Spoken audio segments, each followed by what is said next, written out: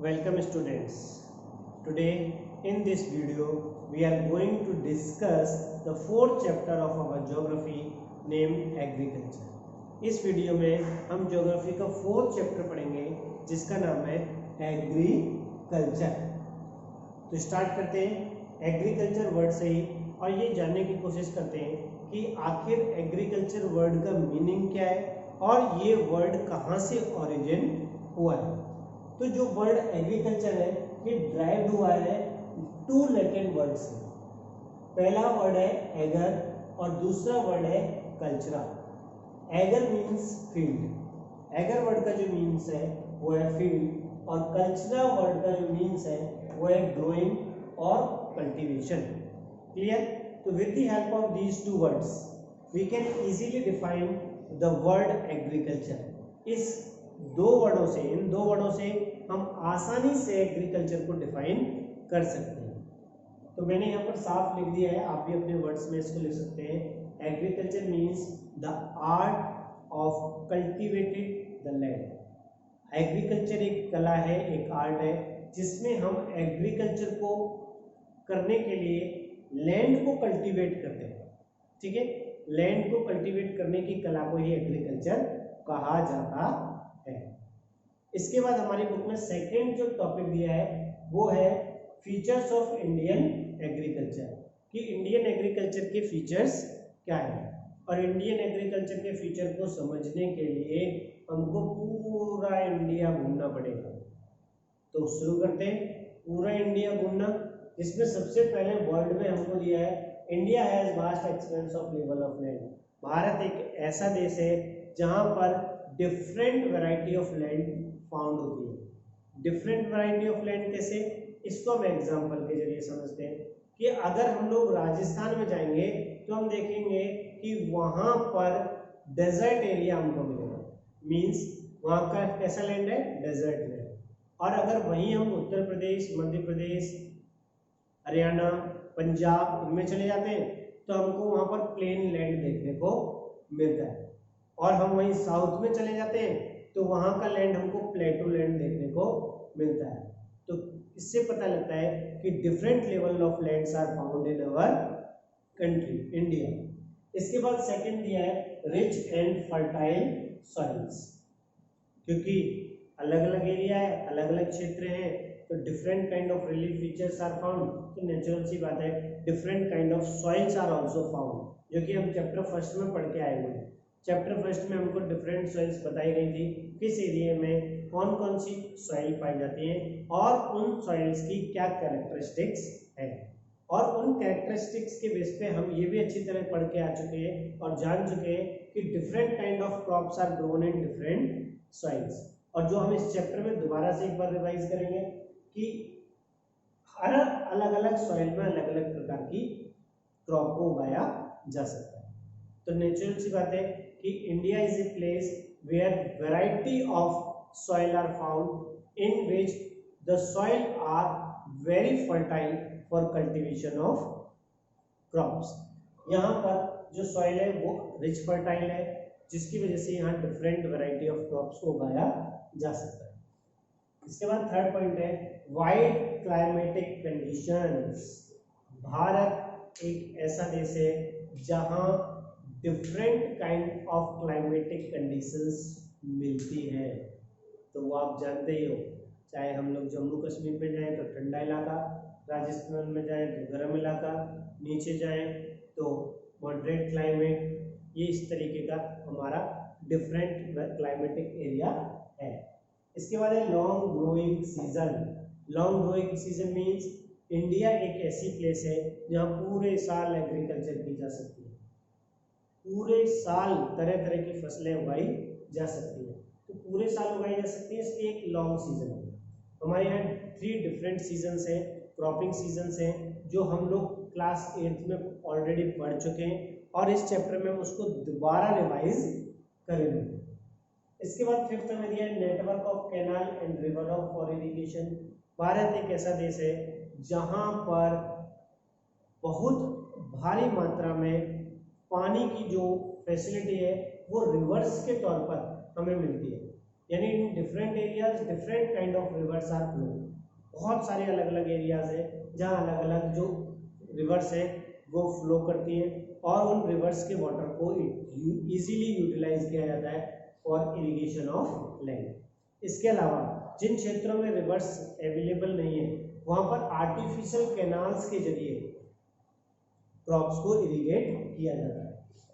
इसके बाद सिक्स्थ जो मोस्ट इम्पोर्टेंट पॉइंट है वो है still 2/3 of India's population are depend on agriculture for their livelihood.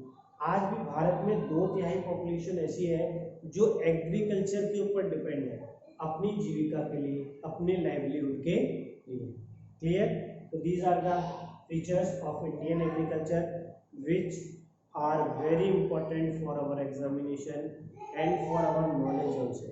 हमें ये अपने एग्जामिनेशन के लिए भी और अपनी नॉलेज के लिए भी ध्यान से याद रखते हैं।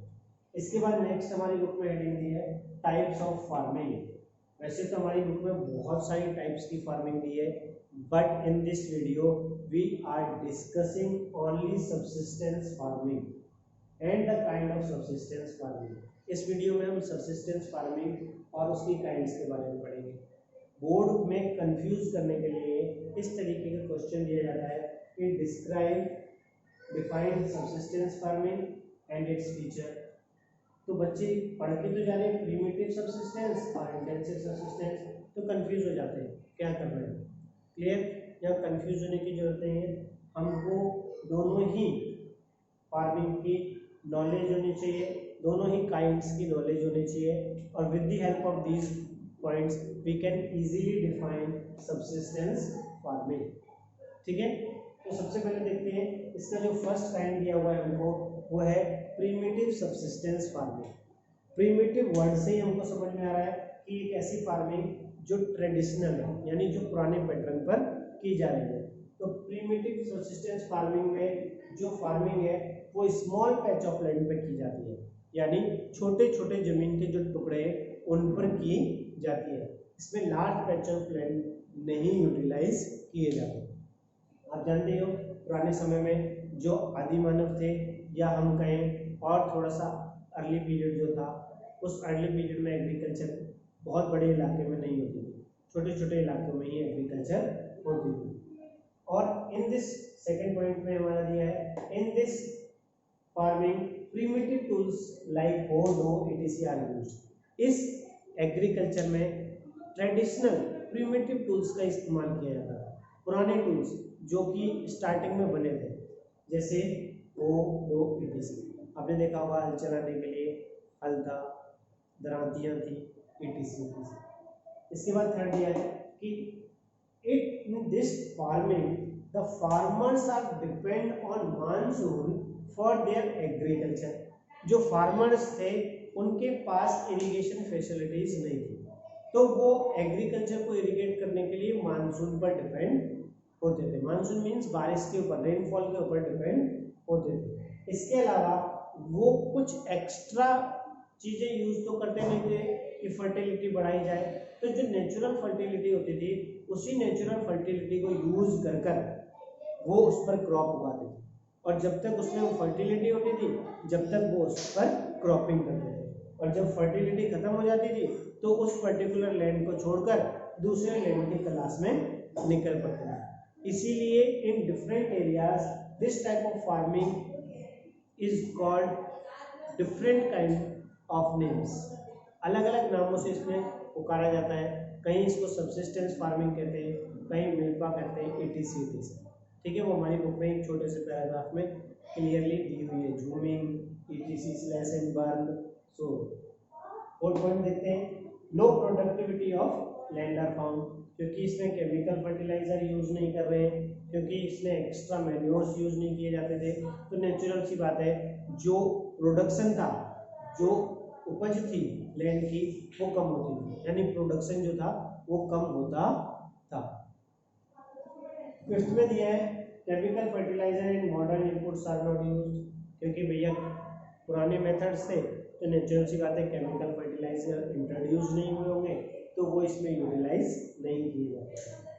इसके बाद इसमें ज़्यादातर जो फैमिली मेंबर्स होते थे वही एग्रीकल्चर करने के लिए इन्वॉल्व होते थे। इसमें अलग से लेबर को हायर नहीं किया जाता था, क्योंकि छोटे लैंड्स थे तो नेचुरल सी बात है कि हायरिंग की जरूरत नहीं पड़ती थी, तो फैमिली मेंबर्स ही मिलकर इस एग्रीकल्चर को किया करते थे। ठीक है, इसके बाद देखते हैं सेकंड इसका इंटेंसिव सब्सिस्टेंस फार्मिंग। तो इंटेंसिव सब्सिस्टेंस फार्मिंग में सबसे पहला पॉइंट हमको ये दिया है कि ये क्रॉपिंग, ये मेथड ऑफ फार्मिंग वहाँ यूटिलाइज किया जाता था जहाँ पर पॉपुलेशन ज़्यादा थी, उन एरियाज में इसको यूटिलाइज किया जाता था, कल्टीवेट किया जाता था क्रॉपिंग को जहाँ पॉपुलेशन ज़्यादा होती थी, हाई पॉपुलेशन एरियाज में। तो नेचुरल सी बात है हाई पॉपुलेशन एरिया में तो डिमांड ज़्यादा होगी, और डिमांड ज़्यादा होगी तो नेचुरल सी बात है ज़्यादा प्रोडक्शन चाहिए, और ज़्यादा प्रोडक्शन चाहिए तो उसके लिए लेबर ज़्यादा इस्तेमाल की जाती है।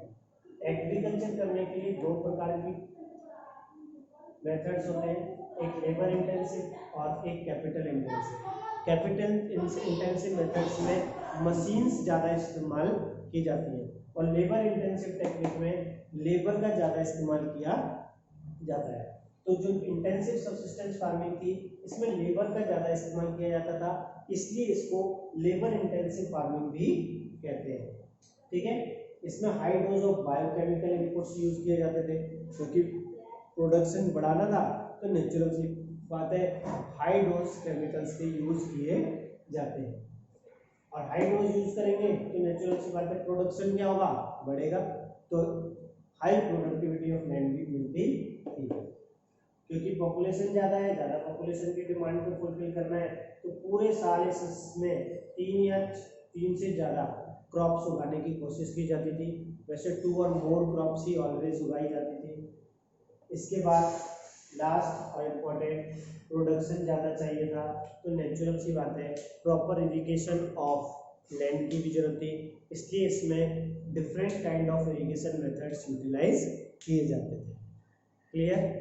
ये डिफरेंस है दोनों के बीच में, इसमें किसी प्रकार का कोई कंफ्यूजन नहीं होना चाहिए, because both are the kind of subsistence farming, दोनों ही सब्सिस्टेंस फार्मिंग की काइंड्स हैं, इसमें कोई भी कंफ्यूजन की बात नहीं है, पर ये बोर्ड एग्जाम से रिलेटेड इम्पोर्टेंट पार्ट है जो हमें याद होना चाहिए। इसके बाद नेक्स्ट वीडियोस में हम इसकी नेक्स्ट टाइप ऑफ फार्मिंग्स को पढ़ेंगे, तब तक आप इसको पढ़ें। इसमें कोई डाउट हो तो आप मुझे कॉल कर पूछ सकते हैं। ठीक है, थैंक यू।